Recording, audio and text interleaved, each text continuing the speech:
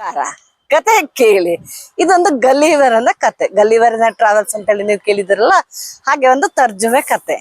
ಒಂದು ಸಲಿ ಗಲ್ಲಿವರ ಅವನ್ ಸಮುದ್ರಯಾನಕ್ಕೆ ಹೋಗ್ತಾ ಇದ್ನಂತೆ. ಅವನ್ ಹಡಗು ಮುರಿದೋಯ್ತಲ್ಲ, ಹಡಗು ಮುರಿದೋಗಿ ಅವನೊಂದು ಪುಟ್ಟ ರಾಜ್ಯಕ್ಕೆ ಹೋದ. ಅಲ್ಲೆಲ್ಲ ರಾಕ್ಷಸರಂತೆ.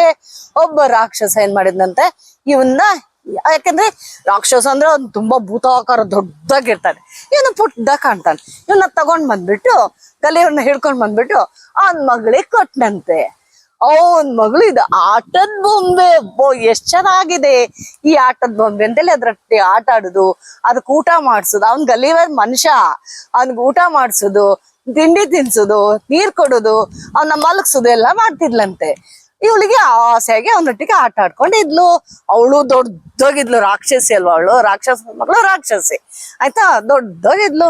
ಹೀಗಿರ್ಬೇಕಾದ್ರೆ ಜನರೆಲ್ಲ ಬಂದು ನೋಡುದು ಮಾಡುದು. ಓ, ಈ ಸುದ್ದಿ ಆ ರಾಕ್ಷಸ ರಾಜಂಗ ಹೋಯ್ತಂತೆ.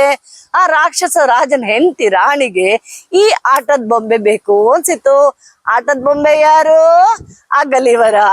ಆಮೇಲೆ ಈ ರಾಕ್ಷಸ ತಗೊಂಡೋಗಿ ಆ ಗಲ್ಲಿವರನ ರಾಣಿ ಕೊಟ್ಬಿಟ್ಟ. ರಾಣಿ ಅವನೊಂದು ಪೆಟ್ಟಿಗೆಲ್ಲಿ ಇಟ್ಬಿಟ್ಟು, ಪೆಟ್ಟಿಗೆ ಅಂದ್ರೆ ಎಷ್ಟು ದೊಡ್ಡದು, ಅವನ್ ಇಷ್ಟೇ ಪುಡ್ದಾಗ ಕಾಣ್ತಿದ್ದ ಅವಳಿಗೆ. ಯಾಕಂದ್ರೆ ಅವರೆಲ್ಲ ದೊಡ್ಡವ್ರು, ದೊಡ್ಡ ಆಕಾರದವರು.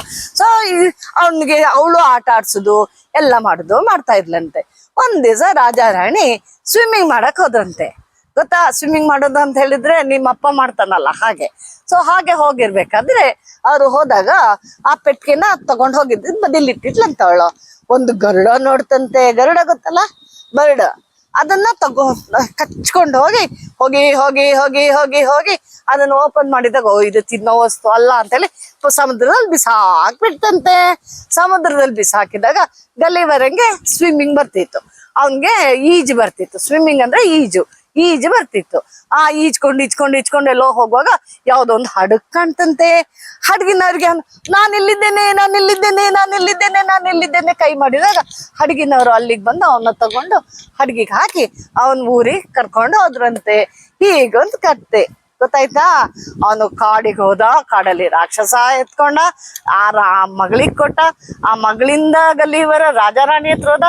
ಅವರು ಈಜ್ ಮಾಡ್ಲಿಕ್ಕೆ ಹೋದಾಗ ಗರುಡ ಹೊತ್ಕೊಂಡೋಯ್ತು. ಆಮೇಲೆ ಏನ್ ಮಾಡಿತ್ತು, ಅದ್ ಸಮುದ್ರದಲ್ಲಿ ಅವನ್ನ ಬಿಸಾಕ್ಬಿಡ್ತು. ಅವನು ಈಜ್ಕೊಂಡು ಹೋಗಿ ಆ ಹಡಗಿಗೆ ಹತ್ತಿ ತನ್ನೂರಿಗೆ ಹೋದ. ಹೀಗೊಂದು ಕತೆ ಕೇಳಿದ್ರಲ್ಲ ಗಲ್ಲಿವರಂದು. ಕತೆ ಕೇಳಿ ಲೈಕ್ ಮಾಡಿ, ಕಮೆಂಟ್ ಮಾಡಿ, ಶೇರ್ ಮಾಡಿ, ಸಬ್ಸ್ಕ್ರೈಬ್ ಮಾಡಿ. ಧನ್ಯವಾದಗಳು.